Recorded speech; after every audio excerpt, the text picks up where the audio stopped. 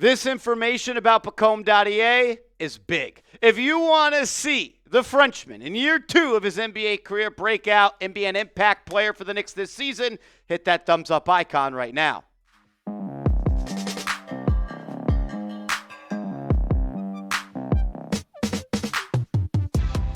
You're watching Knicks Now by Chat Sports. I am your host, Marshall Green. Appreciate everybody for stopping by as we react to what Fred Katz of The Athletic had to say about Pacome Dadiet. People inside the building for the Knicks think that Dadiet and his shooting could see a major improvement really soon.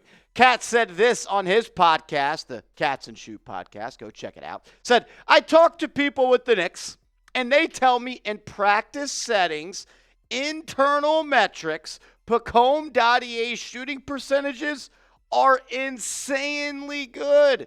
Might mean nothing, but Deuce McBride, when he was shooting 30%, these exact same metrics, he had some of the best on the team. Look, as Jalen Brunson says it, the magic is in the work. And I'm not really surprised that in a controlled environment, practice setting, drills, that Pacome Dadiet is a really good shooter.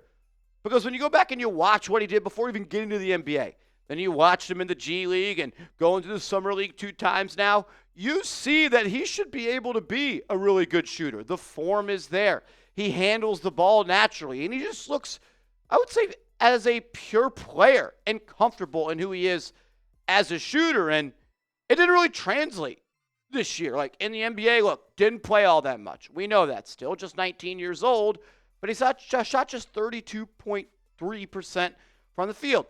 Limited action.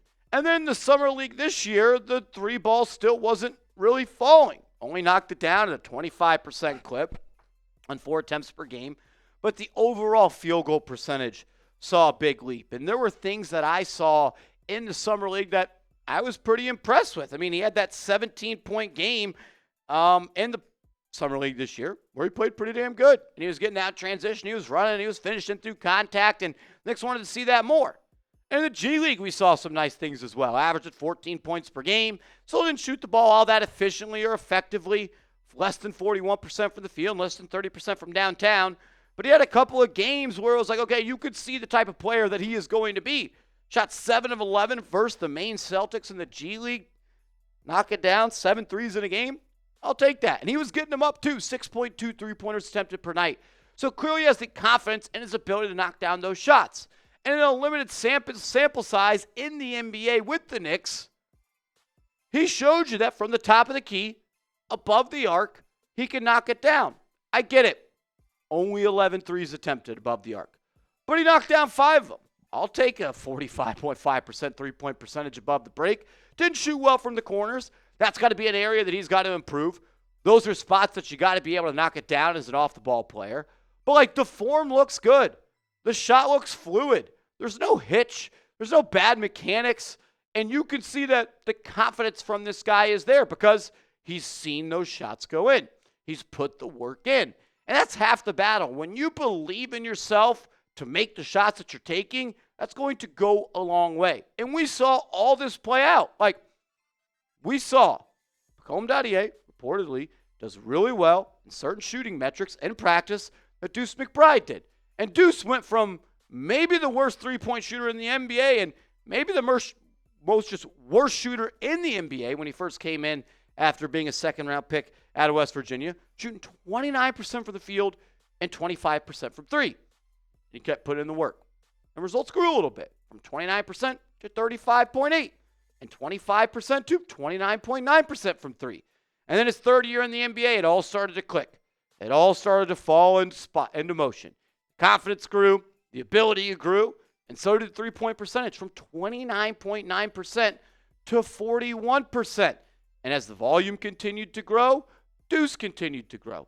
Still shot 37% from three. Like, if Dadiet can improve as a shooter like Deuce McBride did, that is going to be huge for the team now and in the future. Like, the Knicks need this guy to be a player.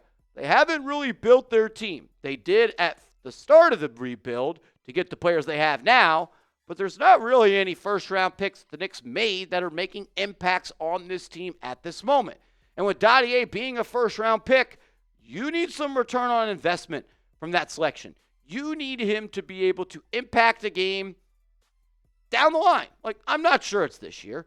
I don't think the 19-year-old, 20-year-old version of Pacome Dadiet is going to be swinging really how the Knicks win games.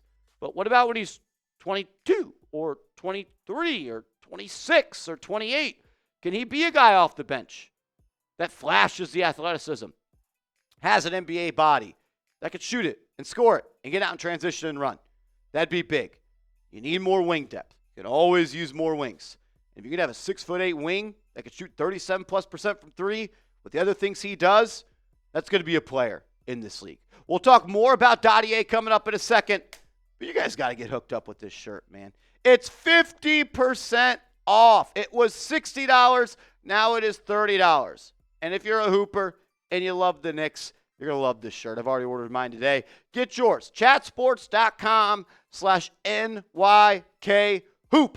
That's chatsports.com/NYKHoop. Get this shirt today. It was $60. Now it's $30. The deal is not going to last forever, so take advantage of it. I'll put that link and make it clickable down in the comments and description of today's show. When I watch Pacome Dadiet, now that we've seen 2 Summer League cycles, a little bit of NBA work, and a good amount of G League time, some things that just I see of him as a player. He's got legit size. 6'8", still just 19 years old. Who's to say he doesn't continue to grow? Like, he has the body, the frame, the size to be a legit wing in this league at 216 pounds and a 6'9" wingspan. So he checks the boxes there. And he flashed his finishing ability in the Summer League. He got out and ran a little bit more. And I was reading an article from James L. Edwards III from The Athletic, and he was talking to the coach of the Summer League Knicks, and they said they wanted to see Dadiet push it a little bit more and transition and get downhill. And that's why he was able to have that 17-point game, because he was getting after it, he was running, he was finding the easy buckets, and he was letting the game come to him. Like, I get it, the three-point percentage hasn't been there, but the form is clean. And it all starts as a shooter with the base, and you work your way up, the mechanics look good, and the confidence is there. And the results are being put in just in practice. But he's 18. Got to translate that to the games. Hopefully he could do that. The defensive IQ is there too. That flashed to me his first Summer League last year. Good defensive principles, has a high IQ. He talked about how beneficial it was playing under Tom Thibodeau's rookie year. Talked about having a coach that thrives on discipline and attention to detail. That's going to help. Also, he just has a high IQ on the offensive end as well. Tom Crean, former Marquette, Indiana, and Georgia head coach, college coaching legend, said this about Pacome Dadiet during the Summer League. I thought he was the best natural cutter in the draft. If he'd been in the U.S., he would have been a lottery pick. So you see that. You see a coach like Crean. Not many more people know more ball than him. And they identify things like being an elite cutter and having lottery potential if he was born in America and played high school and college. Like, that's awesome. We want to see that. And I have high hopes for him. I don't know if he'll ever be an all-star, but can he be a contributor on a winning team? I think he can. Question is, can Mike Brown unlock him? Can he take him to the next level? Can he develop Pacome Dadiet? Remember, that's one of the reasons you went out and hired Mike Brown, for his ability to develop young talent. And like people will say Tibbs didn't develop young talent. It's just not true. Like, there's a need for another wing off this team. You got Mikal Bridges, you got Anunoby. After that, you don't have another wing unless you want to consider 6'4" Josh Hart that guy. Like 6'8", 19-year-old Pacome Dadiet in year 2, hopefully he can be that guy. Whether it is Dadiet or any of the other young guys, you need Mike Brown to take them, one of them. Can you get one of these 5 guys on screen to be an impact player, an impact winning for the New York Knicks? Mohamed Diawara, I was unfamiliar with your game, my friend. You impressed me in the Summer League. Shot didn't fall, but the defensive intensity, defensive IQ, the athleticism, there's a little Pascal Siakam in his game, and I'm not just saying that to say it. There was a lot of things I liked. I'm expecting some nice things from Huck Porty. McCullough impressed me. Young, older guy, though, in the Summer League, so always take that stuff with a grain of salt. Kolek looked bad for almost every game except a couple, but I'm really focusing on Dadiet. He was the first-round pick. He's got to be the guy that becomes a player for this team. Make sure you are following me on social media. Shout out to everybody that's supporting the channel. Hit me up over there. Let's go.